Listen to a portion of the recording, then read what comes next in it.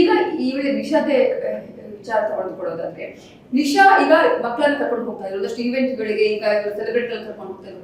ಆ ನಂತರ ಅಂದ್ರೆ ನಾನು ಕ್ಲಾಸ್ಗಳನ್ನ ಮಾಡ್ತೀನಿ ಆ ತರದ್ಗಳನ್ನ ಹೇಳಿಕೆಗಳನ್ನ ಕೊಟ್ಟು ಅದು ಕ್ಲಾಸ್ಗಳನ್ನ ಮಾಡಿದ್ದೀಯಾ ಅಥವಾ ಬರೀ ಈ ತರದ್ದೇ? ನಂಗೆ ಗೊತ್ತೇ ಇಲ್ಲ ಕ್ಲಾಸ್ ಹೋಗಿ ಅಂತಿಲ್ಲ ನಾವೆಲ್ಲ ಏನಿಲ್ಲ.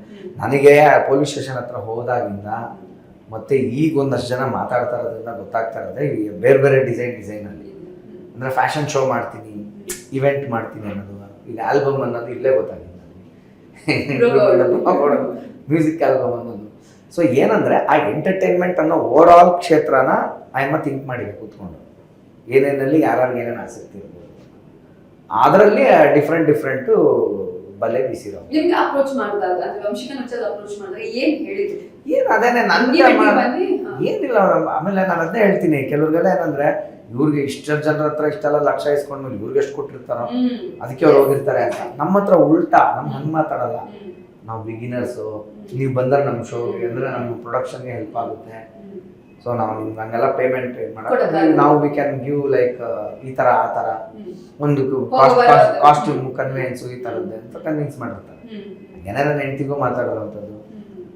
ಸರಿ, ಇವ್ರಿಗೂ ಯಾವಾಗ ನಾವು ಶೋ ಮಾಡಿದ್ದೀವಿ, ಮುಗಿಸಿದ್ದೀವಿ, ಜನ ಎಲ್ಲ ನಮ್ಗೆ ಇಷ್ಟಪಡ್ತಾರೆ. ಇವಾಗ ಇವ್ರು ಬಂದಾಗ ಅವರು ಎಲ್ಲ ಬರ್ತಾರೆ ಮಾಡಿ ಅಂತ. ಸೊ ಆ ಥರ ಒಂದು 2 ಇವೆಂಟ್ಗೆ ಹೋಗಿರೋದು. ಇನ್ಯಾವುದೋ 1-2 ಏನಾಗ್ತವೆ ಎಲ್ಲೋ ಇನಾಗ್ರೇಷನ್ಗೆ. ಆಮೇಲೆ ಈ ಥರದವ್ರದ್ದು ಒಂದು ಪ್ಯಾಟರ್ನ್ ಇರುತ್ತೆ ಮೇಡಮ್. ಏನಂದರೆ ಅವರು ಮಾಡುವ 10 ಪ್ರಾಜೆಕ್ಟ್ಗಳು ಫ್ರಾಡೇ ಇರಲ್ಲ. ಒಂದು 4 ಜೆನ್ಯೂನ್ ಮಾಡ್ತಾರೆ, ಅದು ನೀವು ನಂಬ್ಸಕ್ಕೆ. ಆ ಜೆನ್ಯೂನ್ 4 ಮಾಡ್ತಾರಲ್ಲ, ಅಲ್ಲಿ ಜೆನ್ಯೂನ್ ಸ್ಟಾರ್ಸ್ನ ಕರೆಸ್ತಾರೆ. ಅವರ ಇನ್ವೆಸ್ಟ್ಮೆಂಟ್ ಅದು 10ರಲ್ಲಿ 4 ಅವ್ರ ಇನ್ವೆಸ್ಟ್ಮೆಂಟು, 6 ಮೋಸ ಮಾಡೋಕ್ಕೆ ರೆಡಿ ಇಟ್ಕೊಂಡಿರ್ತಾರೆ ಶೀಟು. ಈ 4 ಜೆನ್ಯೂನ್ ಆಗಿ ಮಾಡಿರ್ತಾರಲ್ಲ, ಇಲ್ಲಿ ಜೆನ್ಯೂನ್ ಅವ್ರು ಬಂದೋಗಿರ್ತಾರೆ. ಅದನ್ನ ಇಟ್ಕೊಂಡು ನೆಕ್ಸ್ಟ್ 6ಗೆ ತುಂಬ ದೊಡ್ಡ ಮ್ಯಾಪ್ನ ರೆಡಿ ಮಾಡ್ಕೊತಾರೆ. ಆ ಥರ ಅದು ಕಥೆಗಳು. ಸೊ ಇವು ಹೊರಗಡೆ ನೋಡಿದವ್ರಿಗೆ ಏನಾಗುತ್ತೆ, ನಾವೇನೋ ಮಕ್ಳನ್ನ ಇಟ್ಕೊಂಡು ಏನೋ ನಾವು ಸಂಪಾದನೆ ಮಾಡ್ಕೊತಾ ಇದ್ದೀವಿ, ನಾವು ದುಡ್ಕೊತಾ ಇದ್ದೀವಿ. ಮೇಡಮ್ ಈ ಥರ ಹಿಂಗೆ ಮಗು ಹುಟ್ಟಬೇಕು, ಹಿಂಗಾಗಿ ನಮ್ಮ ಕೈಲಿರುತ್ತೆ ಅನ್ನೋದು ಆ್ಯಸ್ ಅ ಪೇರೆಂಟ್ ಆಲೋಚನೆ ಮಾಡಿ. ಹಿಂಗೇ ಹುಟ್ಟಬೇಕು, ಹಿಂಗೇ ಆಗ್ತದೆ, ಯಾರಿಗೆ ಗೊತ್ತಿರುತ್ತೆ? ಇಟ್ಸ್ ಜಸ್ಟ್ ಒಂದು ಟ್ಯಾಲೆಂಟು, ಭಗವಂತನ ಆಶೀರ್ವಾದ. ಆಮೇಲೆ ಆ್ಯಕ್ಟಿಂಗ್ ಒಂದೇ ಟ್ಯಾಲೆಂಟು ಅಂತ ನೀವ್ಯಾಕೆ ಅನ್ಕೋತೀರಾ? ನಾನು ಎಲ್ಲರಿಗೂ ಫಸ್ಟ್ ಆಫ್ ಆಲ್ ಕೇಳೋದು, ಒಂದು ಮಗು ಅದ್ಭುತ ಡ್ರಾಯಿಂಗ್ ಬರೀಬೋದ್ರಿ, ಅದು ಟ್ಯಾಲೆಂಟು. ಅದ್ಭುತ ರಂಗೋಲಿ ಬಿಡಿಸ್ಬೋದು, ಅದು ಟ್ಯಾಲೆಂಟು. ಅದ್ಭುತ ಕಬಡ್ಡಿ ಆಡ್ಬೋದು, ಖೋಖೋ ಆಡ್ಬೋದು, ರನ್ನಿಂಗ್ ಮಾಡ್ಬೋದು, ಅದು ಟ್ಯಾಲೆಂಟೇ. ಏನಂದರೆ ಈ ಕ್ಷೇತ್ರಕ್ಕೆ ಸ್ವಲ್ಪ ಸ್ಪಾಟ್ಲೈಟ್ ಬೀಳೋದ್ರಿಂದ ಇದೆಲ್ಲರ ಕಣ್ಣು ಕುಕ್ಕುತ್ತೆ, ಎಲ್ಲರೂ ಕಮೆಂಟ್ ಮಾಡ್ತಾರೆ ನಮ್ಮ ಮೇಲೆ. ಬಟ್ ಅದನ್ನೆಲ್ಲ ಹೊರತುಪಡಿಸಿ ಎಂಡ್ ಆಫ್ ದಿ ಡೇ ನಿಮ್ಮ ಕ್ಯಾಮ್ರಾ ಲೈಟ್ ಎಲ್ಲ ಆಫ್ ಆದಮೇಲೆ ಮನೆಗೆ ಬಂದಮೇಲೆ ನನ್ನ ಮಗಳು ನನ್ನ ಪಕ್ಕನೇ ಮಲ್ಕೊಳ್ತಾಳೆ. ರಾತ್ರಿ ಅವಳು ಹಾಸಿಗೆಲಿ ಹುಚ್ಚೊಯ್ಕೊಂತಾಳೆ, ಅವಳು ಬೆಳಗ್ಗೆ ನಾನೇ ಇಟ್ಬಿಟ್ಟು ಕ್ಲೀನ್ ಮಾಡಬೇಕು. ಅಪ್ಪ ನಾನು ಅದನ್ನು ಯಾಕೆ ಬೇಸಿಕಲ್ಲಿ ಯಾರು ಅರ್ಥ ಮಾಡ್ಕೊಳ್ಳಲ್ಲ?